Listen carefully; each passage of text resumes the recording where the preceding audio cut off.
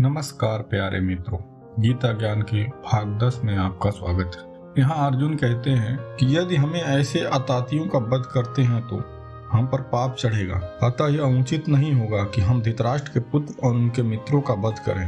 हे लक्ष्मीपति कृष्ण, हमें क्या लाभ और अपने ही कुटुंबियों को मारकर हम किस प्रकार का सुख प्राप्त कर सकते। वैदिक अनुसार 6 प्रकार के अताती होते हैं: विष देने वाले, घर में आग लगाने वाले, घातक हथियारों से आक्रमण करने वाले, धन लूटने वाले, एक दूसरे की जमीन हड़पने वाले, पराई स्त्रियों का अपहरण करने वाले। ऐसे अतातियों का तुरंत वध कर देना चाहिए, क्योंकि इनके वध से कोई पाप नहीं लगता। अतातियों का इस तरह वध करना किसी सामान्य व्यक्ति को शोभा दे सकता है, किंतु अर्जुन कोई सामान्य व्यक्ति नहीं, वह स्वभाव से साधु हैं, अतः वह उनके साथ साधुवत व्यवहार करना चाह रहे थे। किंतु इस प्रकार का व्यवहार क्षत्रियों के लिए उपयुक्त नहीं। यद्यपि राज्य के प्रशासन के लिए उत्तरदायी व्यक्ति को साधु प्रकृति का होना चाहिए, किंतु उसे कायर नहीं होना चाहिए। उदाहरण के लिए भगवान राम इतने साधु थे कि आज भी लोग राम राज्य में रहना चाहते हैं, किंतु उन्होंने कभी भी कायरता प्रदर्शित नहीं की। रावण अताती था क्योंकि वह राम की पत्नी सीता का अपहरण करके ले गया था, किंतु राम ने ऐसे पाठ पढ़ाया जो विश्व में प्रसिद्ध है। अर्जुन के प्रसंग में विशिष्ट प्रकार के आततियों से भेंट होती है। ये है उसके निजी पितामह, आचार्य, मित्र, पुत्र, पौत्र इत्यादि। इसीलिए अर्जुन ने विचार किया कि उनके प्रति वह सामान्य आततियों जैसे कट व्यवहार न करे। इसके अतिरिक्त साधु पुरुषों को तो क्षमा करने की सलाह दी जाती है। साधु पुरुषों के लिए ऐसे आदेश किसी राजनीतिक आपातकाल से अधिक महत्व रखते हैं। इसीलिए अर्जुन ने विचार की कि राजनीतिक कारणों से स्वजनों का वध करने की अपेक्षा धर्म तथा सदाचार की दृष्टि से उन्हें क्षमा कर देना श्रेयस्कर होगा। अतः क्षणिक शारीरिक सुख के लिए इस तरह वध करना लाभप्रद नहीं होगा। अतः जब सारा राज्य तथा उससे प्राप्त सुख अस्थायी नहीं है, तो फिर उनके स्वजनों को मारकर वह अपने ही जीवन तथा शाश्वत मुक्ति को संकट में क्यों डाले। अर्जुन द्वारा कृष्ण को माधव अथवा लक्ष्मीपति के रूप में संबोधित करना भी सार्थक है। वह लक्ष्मीपति कृष्ण को यह बताना चाह रहे थे कि उसे ऐसे कामों करने के लिए प्रेरित न करें जिससे अनिष्ट हो जाए, किंतु कृष्ण कभी भी किसी का अनिष्ट नहीं चाहते, भक्तों का तो कदापि नहीं।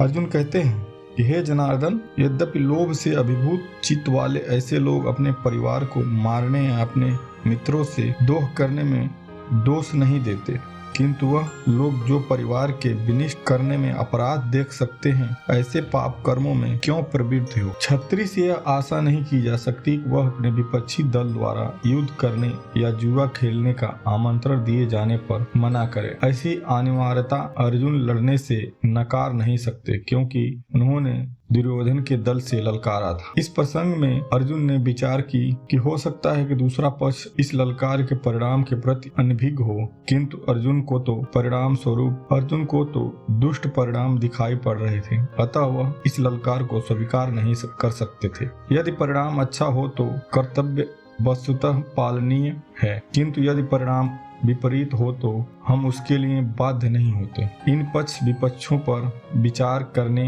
अर्जुन ने युद्ध न करने का निश्चय किया। कुल का नाश होने पर सनातन कुल परंपरा नष्ट हो जाता है और इस तरह शेष कुल भी अधर्म में प्रवृत्त हो जाता है। वर्णाश्रम व्यवस्था में धार्मिक परंपराओं के अनेक नियम हैं, जिनकी सहायता से परिवार के सदस्य ठीक से उन्नति करके आध्यात्मिक मूल्यों की उपलब्धि कर सकते हैं। परिवार में जन्म से लेकर मृत्यु तक सारे संस्कारों के लिए वयोवृद्ध लोग उत्तरदायी होते हैं, किंतु इन वयोवृद्ध की मृत्यु के पश्चात संस्कार संबंधी पारिवारिक परंपरा रुक जाती है और परिवार के जो तरुण सदस्य बचे रहते हैं वे अधर्ममय व्यसनों में प्रवृत्त होने से मुक्ति लाभ से वंचित रह सकते हैं। अतः किसी भी कारणवश परिवार के वयोवृद्ध को वध नहीं होना चाहिए। हे कृष्ण, जब कुल में अधर्म प्रमुख हो जाता है तो कुल की स्त्रियां दूषित हो जाती हैं। स्त्रीत्व के पतन से वृषि वंशी अवांछित संतानें उत्पन्न होती हैं। जीवन में शांति और सुख तथा आध्यात्मिक उन्नति का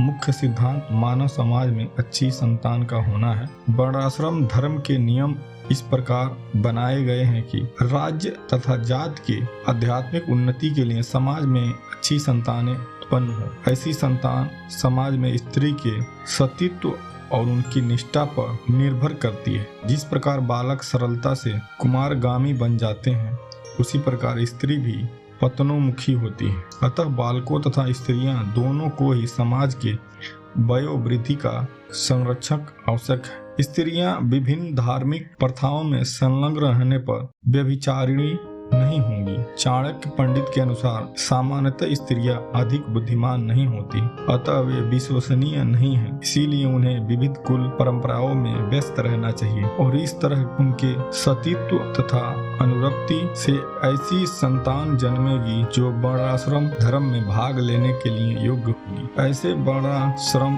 धर्म के विनाश से यह स्वाभाविक है कि स्त्रियां स्वतंत्रता पूर्वक पुरुषों से मिल सकेगी और व्यभिचारी को प्रश्रय मिलेगा, जिससे अवांछित संतानें उत्पन्न होगी। निठल्ले लोग भी समाज में व्यभिचारी को प्रेरित करते हैं और इस तरह अवांछित बच्चों की बाढ़ आ जाती है, जिससे मानव जात पर युद्ध और महामारी का संकट छा जाता है। अवांछित संतानों की वृद्धि से निश्चय ही परिवार के लिए तथा पारिवारिक परंपरा को घृणित करने वालों के लिए नरकीय जीवन उत्पन्न होता है। ऐसे पति कुलों के पुरखे पितर लोग गिर जाते हैं, क्योंकि उन्हें जल तथा पिंड दान देने की क्रिया समाप्त हो जाती है। सकाम कर्म के विधि विधानों के अनुसार कुल के पितरों को समय समय पर जल तथा पिंड दान किया जाना चाहिए। यह दान विष्णु पूजा द्वारा किया जाता है, क्योंकि विष्णु को अर्पित भोजन के उच्छित भाग प्रसाद के खाने से सारे पाप कर्मों के उद्धार हो जाते हैं। कभी कभी पितृगण